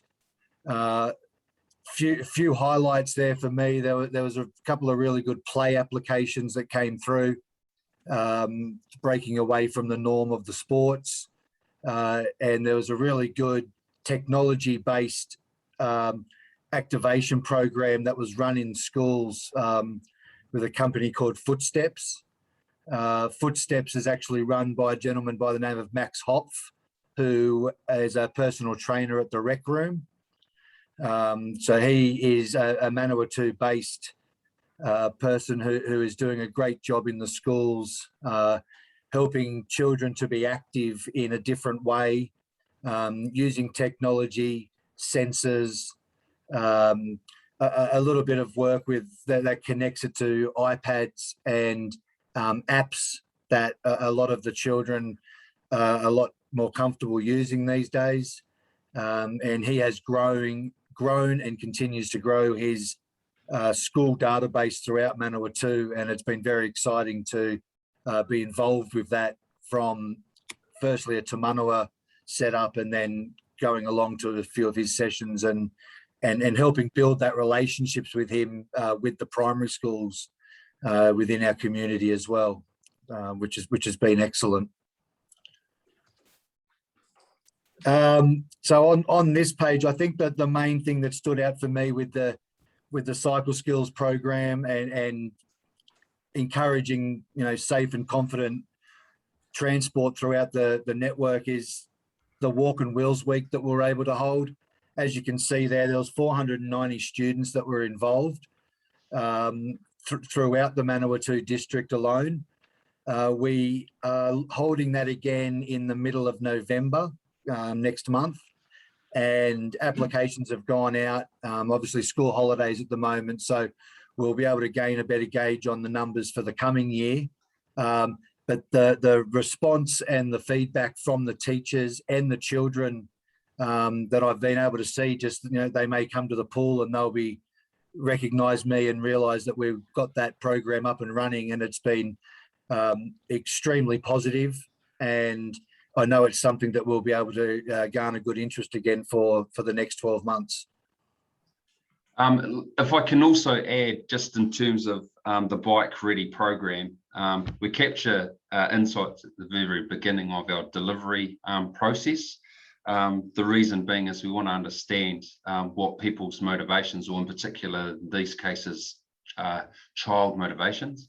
You'll see on page 19 of our report, I don't know what it is in your document, sorry, sort of some oversights of some of the key points. I think it's interesting when we look at reasons for not biking, busy schedules.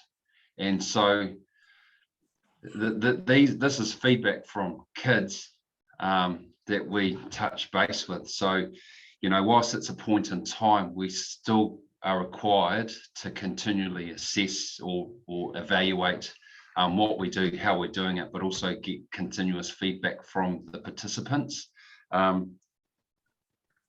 So within our COVID world, we want to try and understand what other additional pressures are going to be placed, not only just on the kids, but obviously with parents, because we're wanting to try and encourage more of our kids to use bikes to get to and from places, not necessarily rely on mum and dad to move them around town. That's, of course, challenging for those kids that live in rural environments. So that's where, when we're looking at council resources and assets, how important they are to be local, not necessarily requiring families to have to travel further afield to get there.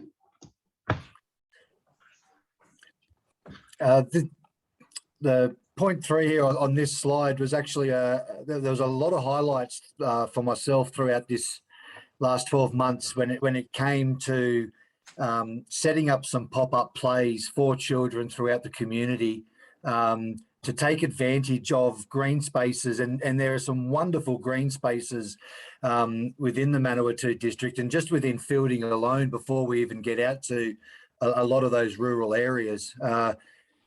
One of the main highlights for me was the ability to be able to hold a stall on the wonderful Friday markets in the square. We were able to take advantage of the green space across the road from the market stalls and set up an interactive pop-up play, which showed myself and the other Sport Manawatu staff that were there that the possibilities that green space right in the centre of town could open up for the community. We had around about 100, maybe a bit over 100 people in the short time that we were there. And it wasn't just children. It really opened up a lot of the adults' eyes into the possibilities of play and were playing with their children, and was really brought a good buzz to the community. And I think that there's a lot of other green spaces which really we could look at in the future, potentially taking advantage of. Not only that green space across the road from the markets, but the wonderful green space next to the library. We were able to hold a pop-up play there as well, getting a cross mix of people coming from skate park, Makino Aquatic Centre, library, going into town. You know, there was a whole range of different demographics that were able to come and use that pop-up play and take advantage of it. And I think for me that was a real bonus and a pleasure to be able to see the smile on the children's faces and the joy of the parents, that there was something there for them to be able to take advantage of. So this photo here, as you can see, was at Makino Aquatic Centre. That was during the Arua Cluster Swimming Carnival. So the older kids were swimming, and the younger kids, we were able to set up a pop-up play, and a lot of them didn't want to go home. It was just awesome to see. Yeah, this one here, the event, we had some really good events over the last 12 months. Again, just the bottom point there, before I get into some of the others, I'd really like to thank Mayor Warboys and the council. We were able to use the council chambers for a couple of workshops that we were able to hold. We had, as it says there, about 40 local residents attended a coaching course, and to have the use of the council chambers really opened a lot of eyes to the fact of the great relationship that Sport Manawatu and Manawatu District Council has. And I would like to thank you for the use of those rooms. It made it very easy and accessible for everyone in the district to attend, and it's a great room to be able to hold a workshop and engage everybody as well. So thank you very much for the use of that. Obviously, the Tough Kids event that is held at Mount Biggs School, that was a Sport Manawatu. We started that event, and along the process of locally led events, we were able to pass that off to Mount Biggs School with continued assistance from Sport Manawatu. Besides the day being a sunny, beautiful day, the enthusiasm, again, from not only the kids, but the parents and the community in general. As you see, 660 children across 15 different schools. And I know that it sells out, is booked out well in advance. It is an extremely popular event in helping with the goal of making Manawatu, you know, above average with being activity and people being active. And then there's also an inaugural Able to Try that we were able to hold at Makino. This event tried to get started several times, but due to COVID a couple of times and a few other reasons, it was unable to get off the ground. But I wasn't really taking no for an answer, so to speak, and I really wanted to make this event happen. And it was the first time that we were able to have able-bodied and disabled and special needs and all abilities competing in a triathlon for the same distance, starting at the same time, everyone competing together and being on a level foot, and not letting any disabilities or barriers hold anybody back from doing it. So that was a very, very enjoyable day, and we had a lot of input with all of the Sport Manawatu staff attending the day, and again, the feedback from the community on that was very pleasing to hear. Some very well run and good events throughout the season, so it was good. And then Bradley wants to talk on the futures. I'll pass it back. Yeah, so just to before I throw it open for you to ask Chip some questions. the next wee while, we've got some sort of priorities. The first part is working with 80 around the results-based accountability workshop. So we're aware of council's role about understanding what it gets or return on investment. And this is a really good way for us to identify what are the things that the council values, and then also ensures that we're accountable for the activities that we're tasked to achieve. Along with that is gathering evidence to support that impact. Healthy active learning. It's an initiative that was driven from Sport NZ, focusing on the needs of tamariki. And it's we've employed a manager, or actually Tanya has employed a manager for that matter, and that individual is going to be working around our region, but in particular there'll be identified schools within the Manawatu District, and the intention is to work with teaching staff.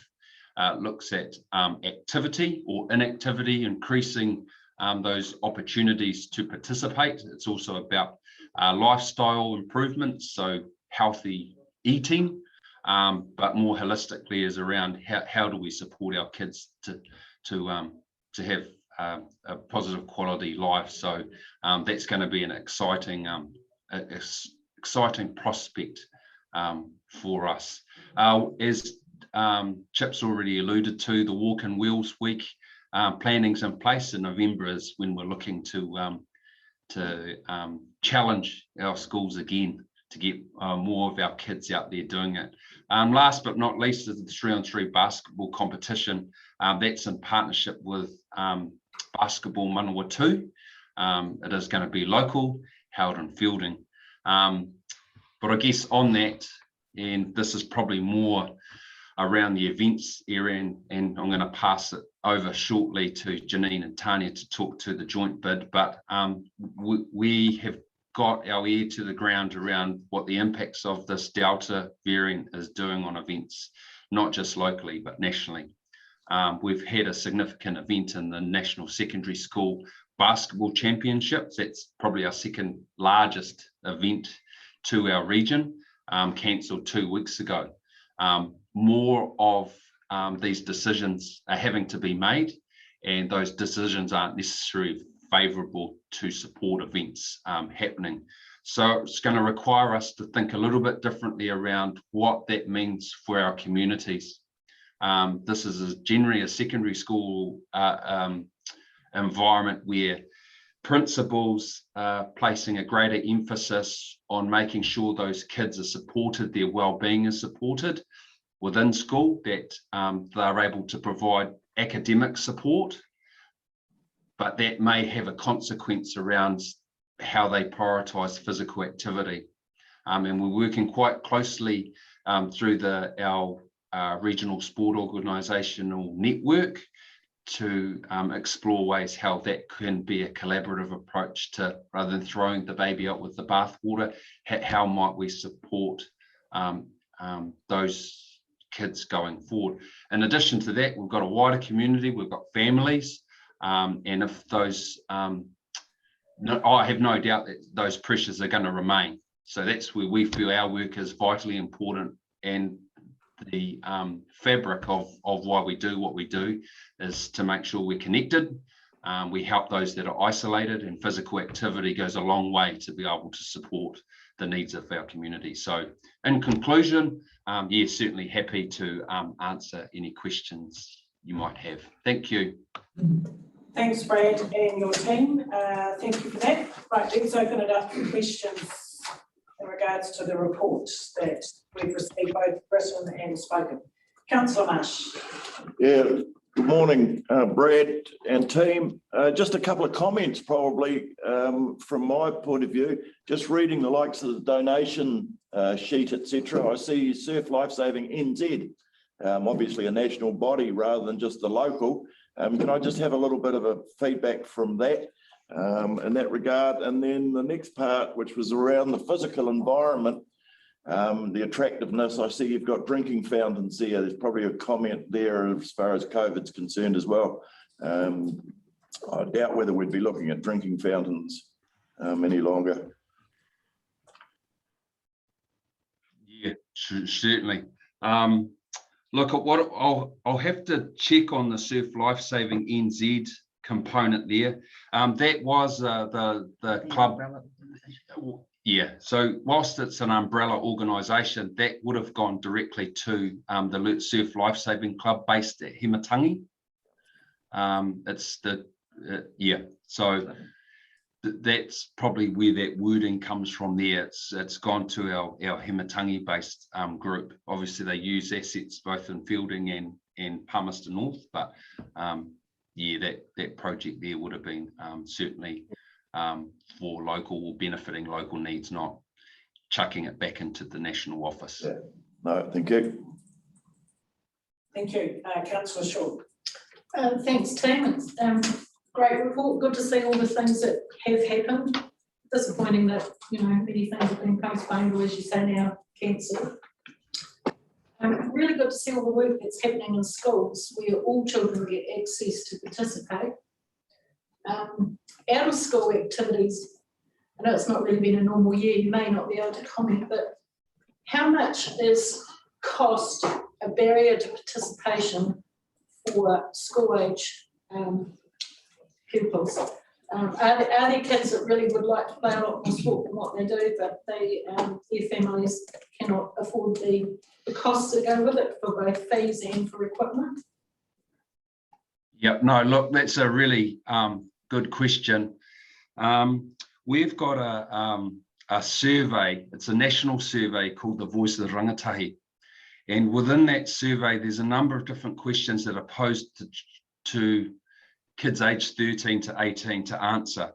Now, to be fair, the cost to participate has always been a challenge. And I guess that's been our role to try and mitigate that. And the way we've done that is trying to get codes to think a bit differently around how they deliver sport. But I think too, we've tried to explore ways that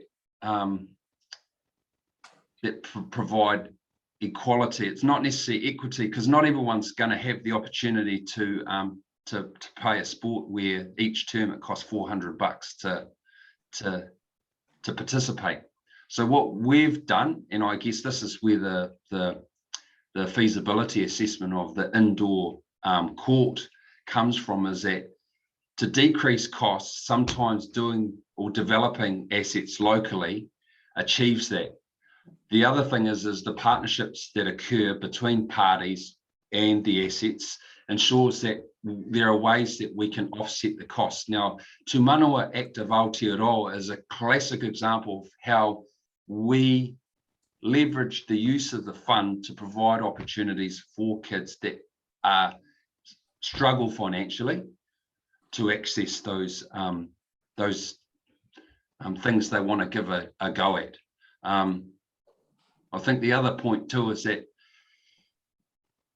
the way that there's a community approach, but there's also sort of that governance and operational support down, and we've got to try and get as a fine line of balance in the middle, and it's our role to do that. That's where we see it. That's why you employ us to do what we do, is to try and create these opportunities that are sustainable. But it also requires us, we can't do that in isolation or alone. So that's why it's really important for us to build the community relationships so we can press against or with them the need for us to think a bit differently. I'm not sure if that's answered your question. Thank you. Thank you very much. That's great. So if we go back to page 57, we have a recommendation there, and I'm happy to move that the Sport Manawatu annual report for the period ending 30th of June 2021 be received. Seconded by Councillor Ford. Put the motion. All those in favour, please say aye. Aye. Against? That motion is carried. So, Councillor Belsky. Oh, just one question actually. Just that you were singing the praises, this is Chip, singing the praises of our green spaces. where we've got a plan to upgrade the town centre. Would you really like to see that green space in our square kept or expanded, or just some feedback? That's all. Yeah, 100%. I think that the possibilities that could be used in that green space, if we could all work out together and sit down and have a brainstorming session over it, some of the answers and possibilities that could come out of it for the whole community, not just the children, could be, you know, endless. I think that there's been some, you know, great work and some great advancements in the play side of society at the moment, and everyone's thinking of different ways since COVID has sort of come on board. There's different ways that we can engage, and I think a play space is something, or the green space to be used. To get rid of it, I think would be a shame. 100%. Thanks. Great. Yeah. There will be an opportunity for consultation on that one. Yeah. So just bear with us for a moment, because I know you've also got here to talk about our workshop item, but I just need to complete the process for the council meeting.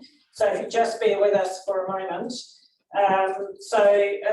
Item 12, there are no late items. Item 13 is to go into public excluded, and I'm happy to move that the public be excluded from the following parts of the proceedings of this meeting, namely the confirmation of minutes, other meetings, other committees for information, the Hākia Rural Water Scheme, and the sale of land in Kawakawa Road. Over seconded, please, Councillor Hadfield. Put the motion. All those in favour, please say aye. Aye.